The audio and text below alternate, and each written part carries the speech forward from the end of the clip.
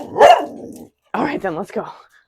Alicia Ann Reaney here, out for a walk. Reaney is my little best dog friend. She is a scruffy terrier schnauzer mix.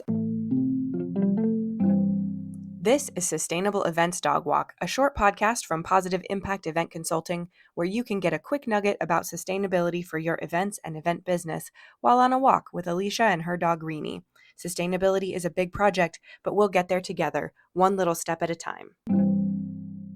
Today, I want to talk a little bit more about finance and a bit more from a budget perspective. And so I'll elaborate on that in a second. I was reminded of this concept in some posts by some of our wedding friends and also from a comedy podcast that I love called Trusty Hogs, which is the line between that's not in the budget or I can't afford that and we're not choosing to afford that. And so as we go through this, I don't know which camp you will be in with your current budget or your general stance. I once got a very infuriating email attempting to justify why an association conference wasn't focusing more on sustainability, claiming that it's quite cost prohibitive and expensive, which I've already talked in many episodes about how everything is manageable if you manage it. But I don't know whether you will be more of the mindset that something new is out of budget and therefore has to wait or be planned into the next budget, or whether you already think of it in the perspective of we are not choosing to afford that. So let me elaborate a little bit on this financial concept. So this actually more than a financial concept is a psychological concept. The idea of when someone says to you, oh, I can't afford that. Meanwhile, you may see them go and do something way more expensive and think, oh, well, they totally could have afforded to do the thing I wanted or I was offering, but they didn't. And that's because what we, in our minds, separate as can't afford, not in budget, we don't articulate it with the differentiation of, I am choosing not to spend my money on that. I am choosing not to prioritize that, which is the real truth. So when you are, depending on which side of the line you are on, either addressing clients on how to manage their budget or looking at your own budget, you may soften the blow by saying, oh, that's not in the budget. But the fact of the matter is, and the truth of that choice is, we are choosing not to afford more sustainability. We are choosing not to spend our money on that or value that with our actual cash. Come on, Doug. And the reason it's important for me to point this out, and I'm choosing to talk about it this way, is because everything within sustainability is about intentionality. We got to where we are with an unsustainable plan for how to keep the planet and the humans on it alive because of not making good intentional choices, because the stronger intention, the more coordinated choices were coming from the people selling us the plastics and the disposables and the inexpensive petroleum alternatives. So when we start to look at reversing that, we have to really double down on the intentions. So whether it's you or your client, if you're hearing this knee-jerk reaction, oh, it's not in the budget, or oh, we can't afford that, take a second to really reflect on that and double check.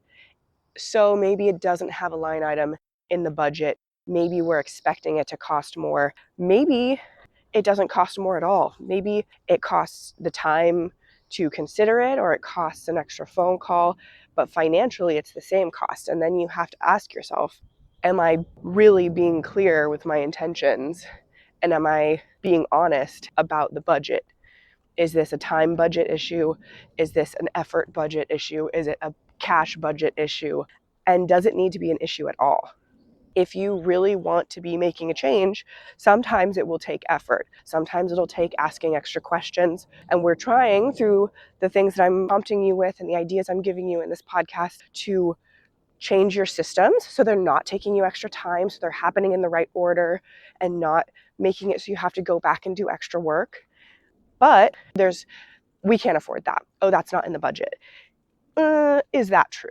And also, maybe consider going forward, in order to manage this, recommending that it be in the budget. as a planner learning to implement more sustainability, would it help you to have a generic line item in the budget called sustainability that you can apply in different places as you need to, rather than having to work out in advance which line items need a buffer to account for some changes that you're looking to make? That could be a solution that really helps you. But if this conversation is going to be coming up a lot about, oh, it's not in the budget, then you need to start thinking about that now and practice addressing it, because that's not in the budget translates to, we do not value that to spend our money on it. And if that is what you're hearing from a company or a person who has claimed to want to address sustainability, then you got to hit back on that and say, okay, it's not in the budget means you don't actually value it. Is that the feeling? Or do we need to find a solution that accommodates the financial constraints and we do value it? And I've talked many times about how economically we need sustainability to be sustainable. We need to be able to afford to keep doing it.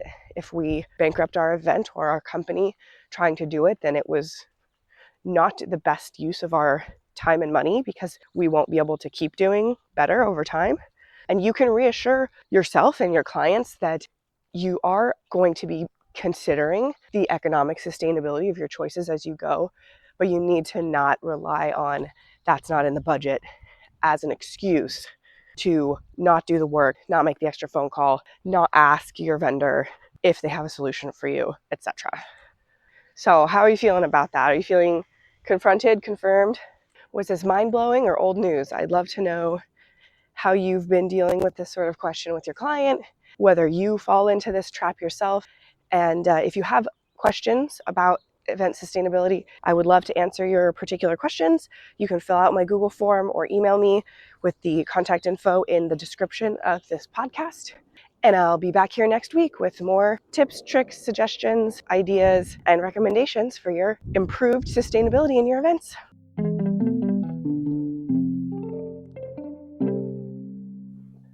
Thanks for joining me on Sustainable Events Dog Walk. I'm Alicia Druby, founder of Positive Impact Event Consulting, and I want to help you integrate sustainability into your event business so you're ready to make every event you work on more sustainable. See you next time.